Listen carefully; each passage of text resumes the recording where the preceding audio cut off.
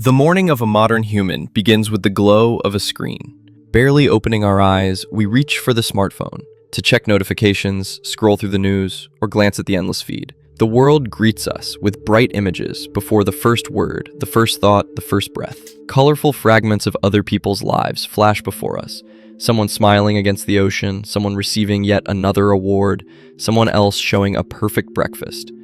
It feels as if reality itself now resides beyond the glass of the screen, inside the endless stream of staged joys, triumphs, and dramas. Our world has become a grand stage. Every moment risks becoming a photograph, every step, content, every emotion, a caption. We are actors endlessly performing ourselves, live streaming life so that others may witness it. And in this play of roles, it becomes harder to sense. Where does authentic life end and the spectacle begin? Can we live a moment simply as it is, without thinking how it might look from the outside? Or have we grown so accustomed to performing that we can no longer imagine a different script? This is the channel Procrustean Bed. My name is Rahman, and I want to begin with a small apology. To soften my strong accent, I use AI narration. I hope this doesn't diminish your experience of the video. Also, if you enjoy this work, please give it a like and leave a comment so it doesn't vanish into YouTube's endless abyss of recommendations.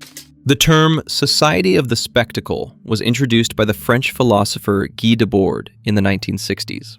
He observed that in the modern age, real life is replaced by an endless stream of images and appearances. What was once lived directly, sincerely, bodily, viscerally, is now experienced indirectly through screens, photographs, television frames. Life seems to withdraw from us, turning into a spectacle, into an event to be watched from the outside. Debord wrote that everything once lived firsthand is pushed into the realm of representation. In other words, we no longer live our experiences, we watch them. Imagine a concert by your favorite performer. The crowd is roaring, the music reverberates through your bones, the stage blazes with light. And yet, look around. Many people hold their phones above their heads, watching the show through a tiny screen. The moment of living connection with music disappears, replaced by the urge to capture and showcase it. Proof that I was here becomes more important than the very act of being present. This is the logic of the spectacle. Immediacy is sacrificed for the image. We become tourists in our own lives, recording every second but ceasing to truly feel it. Debord argued that the spectacle is not just a heap of colorful pictures, but a system of social relations mediated by images. People no longer interact directly, but through screens and roles. We come to know each other not through deep conversation, but through social media profiles and stories. The mass media and technologies that rushed into our lives were like a Trojan horse. They promised knowledge and entertainment, but instead reshaped the very fabric of our existence. Of course, life had long been compared to a stage. Remember Shakespeare's "All the world's a stage, and all the men and women merely players." Yet, for Debord, by the second half of the 20th century, that metaphor had become literal social reality. In the society of the spectacle, everything is driven by how it looks. The value of an event or a thing is measured by its visibility, its appeal to an audience. Deep experiences give way to striking images. What matters is not to be, but to appear. No wonder, then, that in such a world, authenticity, the genuineness of life and feeling, slowly erodes. For only that which can be shown, sold, or packaged into a seductive shell seems to hold any weight. Reality dissolves into presentation. In social networks and in everyday communication, we increasingly put on masks, carefully polished versions of ourselves. The irony of modernity lies in the fact that we are encouraged to be ourselves, but only as the best version of ourselves, suitable for display. This is the phenomenon that can be called performative authenticity. We showcase supposedly genuine feelings, but we do it for the public in a refined theatrical style. Sincerity itself becomes a new mask, behind which fatigue or confusion can be hidden. The culture of self-presentation whispers, "You are your brand." You must constantly construct a version of yourself that can be sold to the world, successful, happy, and productive. Young people learn from childhood only the brightest moments, the smiles, the victories should be posted online. If you are unwell, it's better to stay silent or at most hint subtly, still looking beautiful even in sadness. The result is a dazzling showcase of lives with no space for weakness. Everyone seems obligated to be inspired and radiant 24/7, and if not, at least to create the appearance of it. The German-Korean philosopher Byung-Chul Han calls modernity the achievement society, a time when people exploit themselves in the relentless pursuit of success and recognition. There is no longer a need for an external oppressor. We set the standards ourselves and punish ourselves for not living up to them. We are both the warden and the prisoner of our own existence. This idea resonates with Michel Foucault's concept of the panopticon. People behave obediently because they feel watched.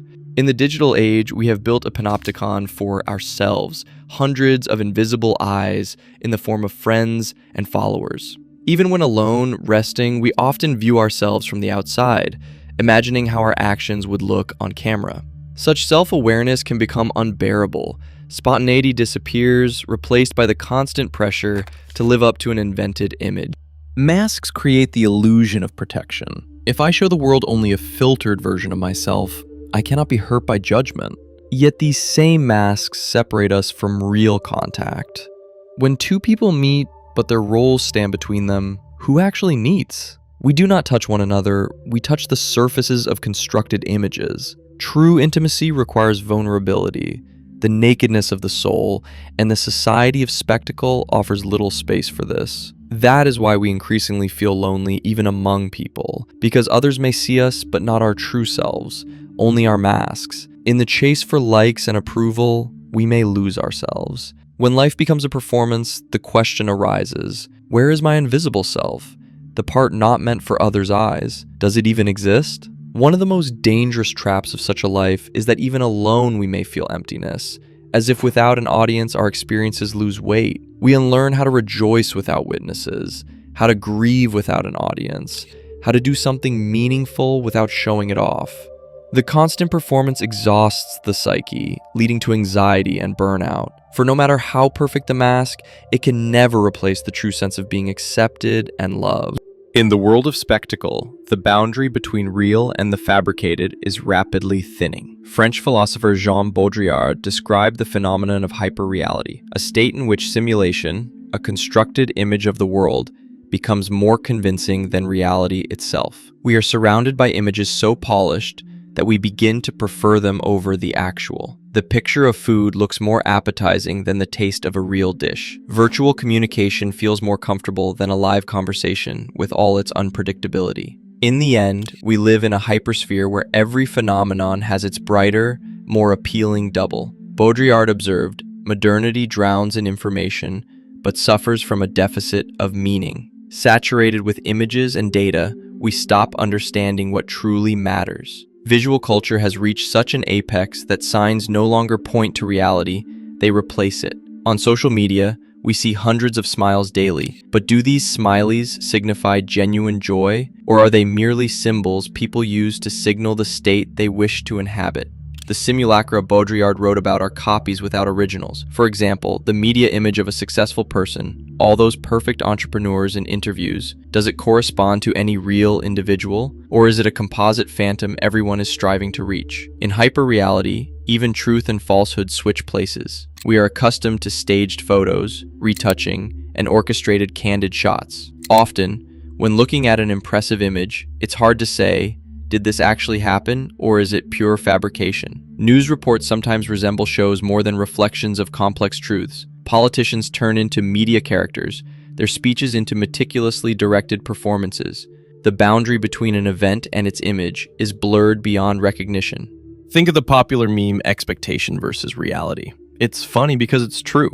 Expectations are fueled by glossy ideals, while reality rarely matches them. In the society of spectacle, we are constantly consuming others' expectations, seeing the best fragments of other people's lives and inevitably comparing them with our own routine. In the hyperreal world, routine itself becomes the enemy. What doesn't shine, what doesn't captivate, what isn't content, looks like the wrong kind of life. We begin to devalue simple joys if they don't resemble cinema. People crave love like in novels, leisure like in travel blogs, holidays like in ads. And when confronted with the inevitable imperfection of the real, they face disappointment, or even depression. Because we've been taught to dream in the coordinates of hyperreality, and we've forgotten how to embrace life as it is, messy, complex, and unretouched. Hyperreality hits children and youth especially hard. They grow up surrounded by dazzling simulacra, without yet having the tools of critical thinking to resist them. Glittering bloggers appear as role models, filtered faces as the norm, wealth and fame as prerequisites for happiness. A generation raised on Instagram and TikTok may feel that if life doesn't look like a celebration, something is wrong with them. Hyperreality sets a bar that cannot be leapt over, because it isn't real. It is a chase after a mirage. And what happens to the one who chases a mirage in the desert? Exactly. They exhaust themselves and risk losing their way. Another facet of the society of the spectacle is consumer culture, where happiness is equated with material success and the images that represent it. Back in the 1960s, American sociologist Herbert Marcuse described modern man as one-dimensional, a being absorbed by consumption and adjusted to the dominant system of values. Today, this one-dimensionality shows itself in how we think in categories imposed by markets and media. We are trained to desire what looks good, a body like on a magazine cover, a home like in an ad, a career like in a motivational video. And we obediently want it, because everywhere we see images of the perfect life. Consumer ideology is seamlessly woven into spectacle. We aren't just sold products, we're sold images of happiness attached to those products. A new smartphone promises the aura of success. A car brand suggests prestige and respectability. Even a cup of yogurt is marketed as a symbol of a joyful family morning. We are not buying things, we are buying meanings wrapped inside those things. And so we try to consume happiness itself. But can that really be done? Can you purchase a sense of a full, meaningful life by swiping a card for the next symbol of success? In the society of spectacle, success must always be performed. To be rich but modest is uninteresting, because modesty gets no applause. That's why people rush to announce their achievements, posting purchases, sharing party photos, celebrating every milestone online. What begins as a natural desire to share joy becomes an endless contest over whose performance shines brighter. Teenagers grow convinced that to matter among peers, they must showcase status symbols or extraordinary experiences. Ordinary life no longer seems enough. In much of the Western world, this dictatorship of success also takes on a painful dimension. On the one hand, the younger generation longs to keep up with global trends, to build careers, travel, launch startups, just like in those glossy online success stories. On the other hand, reality deals harsher cards. Skyrocketing rent, student debt, unstable jobs, political polarization. The result is a jarring cognitive dissonance. Imagine a young man scrolling through social media from a cramped apartment he can barely afford, while a lifestyle influencer talks about their new business venture or unboxes the latest iPhone. The contrast between these worlds is staggering. For some, life is a daily grind of bills and uncertainty. For others, it is an endless festival. This collision of the real and the mediated breeds feelings of inferiority, resentment, or apathy in young people. Consumer culture offers no discounts for circumstance. It whispers, "You're not trying hard enough," even when the odds are stacked against you. Chasing this manufactured happiness, people often lose their inner compass. No matter how many achievements pile up, there may still be a hollow space inside, because those accomplishments were never truly their dreams. They were images borrowed from society. Consumer culture promises endless progress. Buy more, achieve more, and you'll be happy. But the horizon of happiness keeps receding. A person becomes a hamster on a wheel, running after the mirage of success, draining their strength, never tasting real fulfillment. Paradoxically, in a world of abundance, many feel empty. There are plenty of things, but very little meaning. Is there a way to break free from this endless carousel of spectacle? To completely renounce the modern world is neither possible nor necessary. No one needs to flee into caves. But we can at least peek behind the curtains of the show to see the mechanisms that drive it. The first step is to recognize that much of what we took for granted is, in fact, staged.